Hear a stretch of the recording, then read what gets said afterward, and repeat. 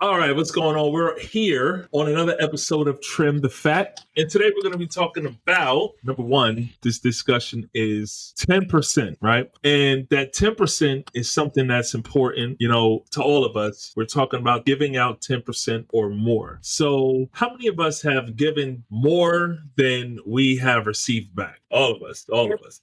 We've given up more than 10%. They say if you use more than 10% of your brain, you can start building pyramids and stuff like that. So we just gotta, break that down and see exactly what it is. So we're gonna go into number one. Is therapy still a thing? Is it a taboo topic, or has it finally become normalized? We become normalized when it comes to therapy. I'm gonna start this one off with Marion. I guess so. I feel like a lot of people are stepping more so into therapy. A lot of people are like focused on mental health more so than they used to be. So I think it's effective, but I also feel like you got to do the self work. Therapy is cool, but that lonely path with you and God, like that's necessary. So therapy is cool, but we got to start looking more so within than going outside of us to find our answer. There it is. I also think that you need to do your research when you get your therapist, because a lot of therapists be out here, not doing the work on themselves and trying to give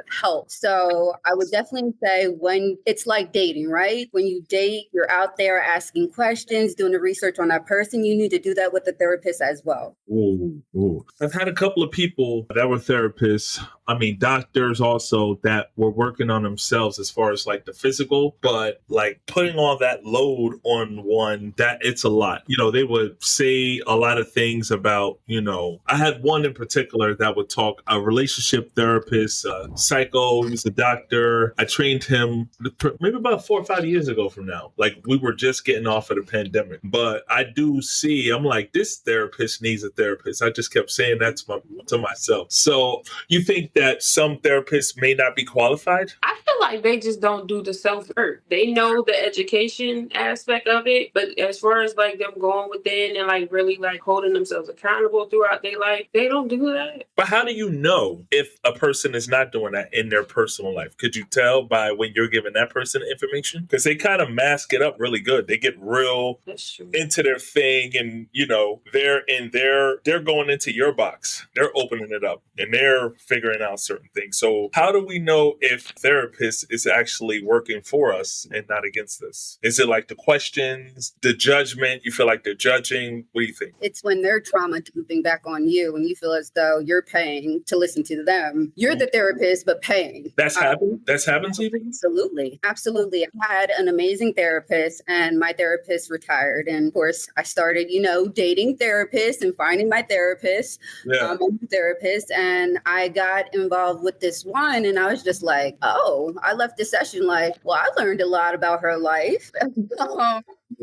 Gotcha. So yeah, you think she was nervous? Like maybe she gave you more than she was supposed to? Potentially. We're all humans, so yeah, for sure. But you definitely have to, do your research on those different therapists beforehand, and just make sure that you mesh with them, because it's hard to open up to a therapist and give them your all and get what you need back if you're not meshing with them. Coach Todd, you ever been with a therapist? You ever seen one? Well, no, but been with one. yeah, right. No. But I kind of found a strategy so we don't have to as much energy into trying to figure out if this therapist is who they are, or that goes for any. What you want to do is focus more on how that person can help Ken, because you're on your journey. So try to take what you can. And the reason why I say that is because I learned some things from some people that just didn't have it right. And I think that I've learned to flip it to the point where, okay, you might know what you know, but you apply it to yourself. So let me still steal this for me and, try to get what I need, because I've learned not everybody can apply some things, but they definitely can, give it to you. So to avoid putting more on yourself or take it from your process, kind of try to get the feel of if what they're doing is effective and if it can help you, and then deal with, who they are, if that's a problem. Interesting. Okay. So the next question. Oh, go ahead. No, everybody answered. I don't really have much to say for that one. Okay. Have you ever seen a therapist? No, but I'll be interested in one. I know we talked. Yeah, we saw a therapist. We had to see a marriage therapist. So that was counseling, premarital counseling. I don't think it's like the same. It goes in the same realm, but I think overall, getting to the original question, like, is it still taboo?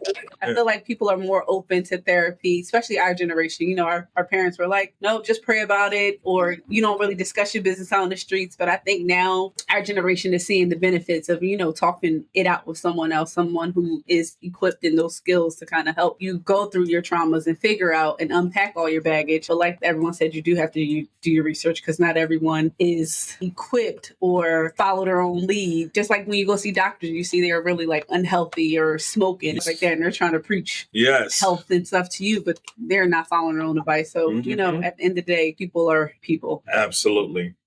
Yes, I've seen that too.